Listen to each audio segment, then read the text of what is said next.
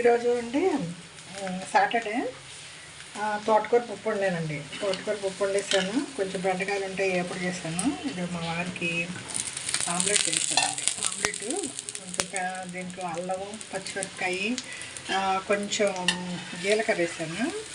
అవతల కొంచెం అండి కరివేపాకు, కొత్తిమీర అన్నీ గిల్లేసాను. లో ఫ్లేమ్ పెట్టి ఇలా మూసానుకోండి, బాగా కుక్ అవుతుంది, ఉబ్బుతుంది.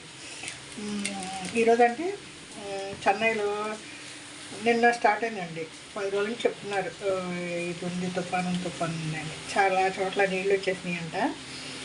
అమ్మ క్యాంటీన్ ఉంది కదండి, దాంట్లో ఫ్రీ భోజనం ఉంటండి ఇవాళ. అక్కడ దగ్గరలో ఉన్న వాళ్ళు వంటలు చేసుకోలేక ఇళ్ళలో నీళ్ళు వచ్చిన వాళ్ళు వెళ్ళి తింటున్నారండి.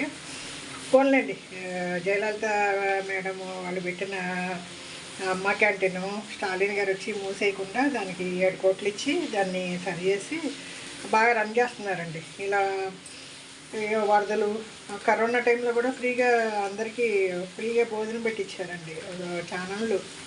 కరోనా టైంలో క్యాంటీన్లో ఫ్రీ భోజనం ఉండాలండి. ఒకళ్ళు పరిపాలించినప్పుడు మంచి స్కీములు పెడితే ఇంకొకళ్ళు వచ్చినప్పుడు దాన్ని మూసేయకూడదు. మన ప్రజలకు మంచి జరిగేప్పుడు మనం కంటిన్యూ చేస్తూ ఉండాలండి. స్టాలిన్ గారు ఆ విషయంలో మంచి పని చేశారు. 2 ఆమ్లెట్ తిరిగేస్తాను. లో ఫ్లేమ్ పెట్టాను, మెల్లగా కుక్ అవుతుంది.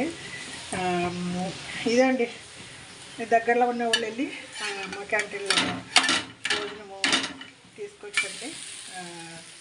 ఇవాళ నేను తొందరగానే వంట చేస్తానండి. వర్షం వచ్చేస్తుంది కదా, ఎలాగో కరెంటు పోయినా కూడా మనకి ఇన్వర్టర్ స్టార్ట్ చేస్తాను.